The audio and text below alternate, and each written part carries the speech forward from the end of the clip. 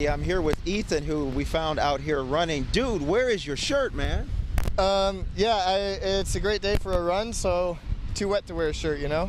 Too wet to wear a shirt. And you're also like in shorts. It's mid-December. How's that possible? I know, it's awesome. I love running in the rain, and I'm also single, so okay. All right. Well, we're asking the ladies of Chicago to give WGN a call. But anyway, Jackie, before it started raining, it really was a perfect day out here. Running in Chicago, obviously, in the rain, because I love running in the rain. As I said in the video, it wasn't that abnormal for me to be running.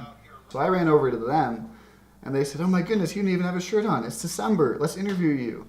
So they did. And I even told Tamon Bradley, the reporter, beforehand, I said, "I'm going to tell them I'm single." I ran back from this point, which took about 15 minutes to get back to the dorm where I was staying. And by the time I got back 15 minutes later, it had 24,000 views. So my friends and I went out to dinner, and we're watching on our phones as it jumps from 30 to 40,000 to 50,000, 60. That night it had 2 million. The next day it had 5 million.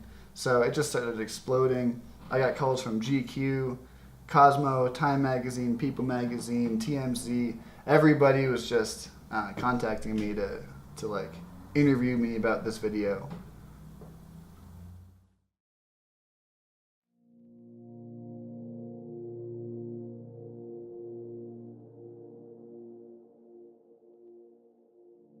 Loneliness. We live in a lonely culture. We have a lonely society. But ironically, it's not the way it looked 50 years ago. 50 years ago, if you're a prisoner, a widow, or an orphan, or someone just cut off from society, you're going to be lonely. Whereas today, almost all of us are lonely, and we don't know why. We can't figure it out because we have Facebook, Snapchat, Instagram, email, phones, texts, like every connected technology possible in our pockets that can connect us to other people.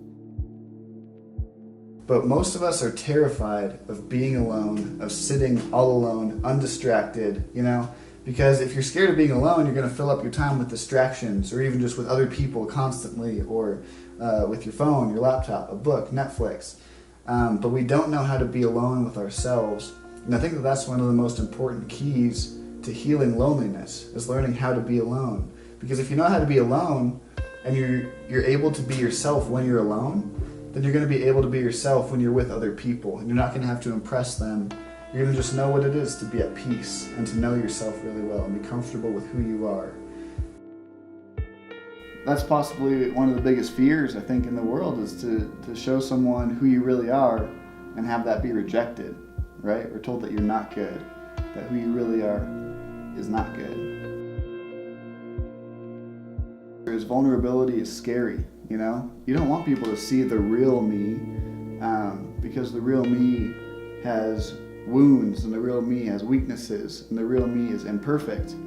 Whereas if I'm cool and funny and smart and rich and intelligent, you know, those are the things that we think people are going to be more drawn to, when ironically, most people in the world are going to be drawn to someone who's more just humble, quirky, weird, you know, and just real, like not someone who's trying to impress them.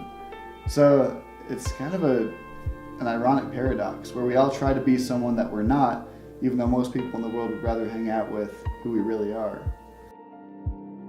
We want that intense, deep connection to another person, to know and to be known, to love and to be loved.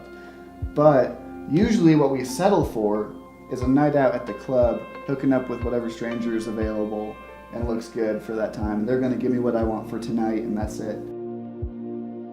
If you're interested, I did write the book, The New Lonely, almost a year ago, and I'm still really pumped about it, so check it out if you want to read more about what I have to say about loneliness and our culture, and what makes us feel alone, and how we can go about trying to get better at it.